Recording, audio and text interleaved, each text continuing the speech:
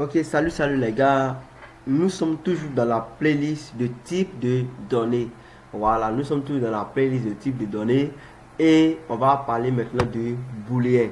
Booléen, c'est un type qui est très important en programmation et que tout programmeur, que tu sois débutant ou expert, tu dois maîtriser ce concept-là.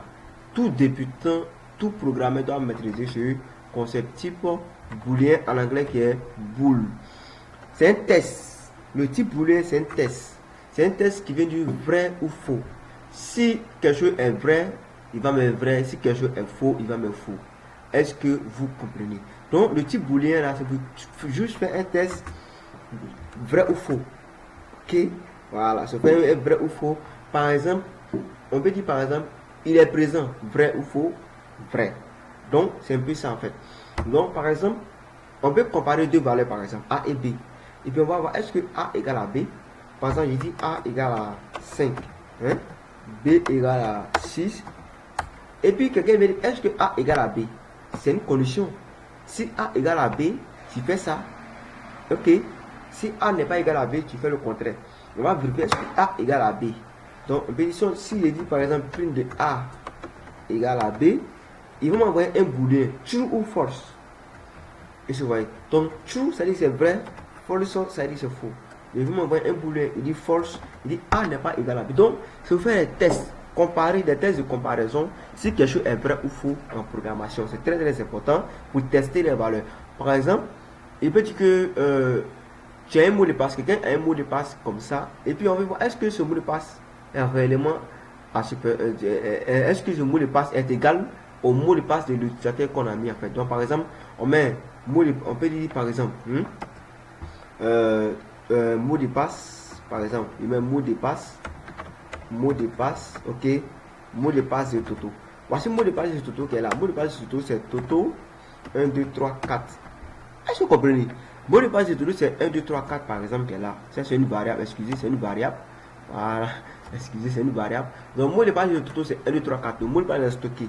Maintenant, nous, on veut voir, est-ce que pendant quelqu'un, on a un autre mot de passe qu'on met, mais qui est différent de Toto. Si le mot de passe est différent de Toto, c'est comme si c'est faux. Si le mot de passe est différent de 1, 2, 3, 4, c'est comme si c'est faux.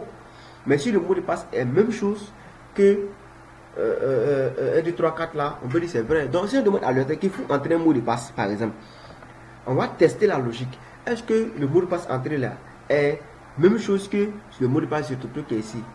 Donc, si c'est la même chose, ok, c'est vrai. Si c'est différent, on peut dire que non, c'est vrai. Donc, on peut dire que saisir, par exemple, mot de passe. Genre, saisir mot de passe. Genre, pour que vous compreniez en fait. Mot de passe.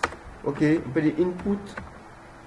Ok, entrer un mot de passe. Entrez votre mot de passe par exemple. Ok, c'est un test. Entrez votre mot de passe. Ok, entrez votre mot de passe. Donc ici, l'utilisateur ici, on va lui demander d'entrer son mot de passe.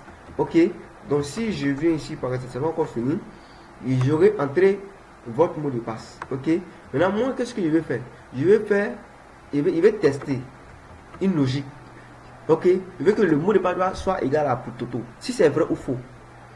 Ok, si mot de passe qui est là est égal à lui là, on dit ok, il n'y a pas de souci, c'est ok en fait. Ok, donc si dit print mot de passe, saisie mot de passe est égal à, est-ce que mot de passe est égal à mot de passe de lui là, de Toto?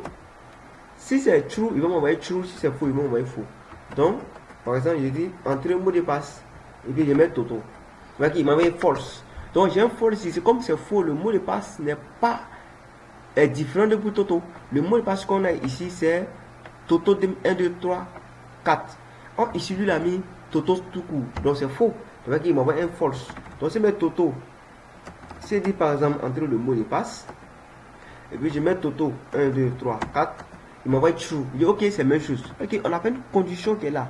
Si le mot de passe saisi est égal à mot de passe de Toto, pas de problème. C'est important pour même quand tu veux faire des tests. Par exemple, tu es informaticien dans une entreprise et l'entreprise a son mot de passe, ok, que tu as accès au mot de passe de l'entreprise lorsque tu es employé. Donc quand tu viens le matin, on dit chacun des gars saisit son mot de passe. et quelqu'un saisit un mot de passe qui est différent de celui de l'entreprise, et puis toi, quand ton programme accepte ça, quand ton programme, oui, c'est bon.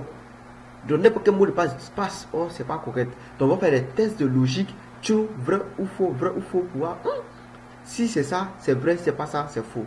Donc je pense que vous avez compris. Pour ceux encore qui ont besoin de comprendre davantage, laissez un commentaire. Je me ferai un plaisir encore de vous réexpliquer avec d'autres exemples.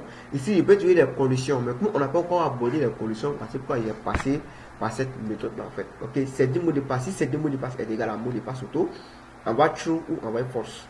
Ok, donc ça c'est un peu sur les booléens. Le type qu'on va aborder, c'est un type qui est beaucoup très important, le type binaire en programmation. C'est le type binaire qui est là. Ok, donc le type binaire qui est là, c'est très important en programmation.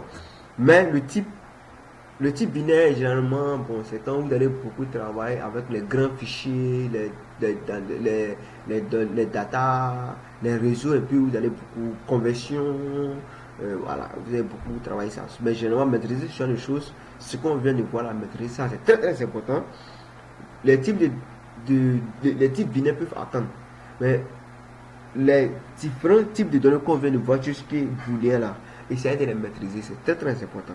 Ok, donc dans une prochaine vidéo, on va aborder le type de binaire et ceci va prendre fin en ce qui concerne les types de données en Python, et ça vous met de approfondir votre recherche pour acquérir plus de connaissances.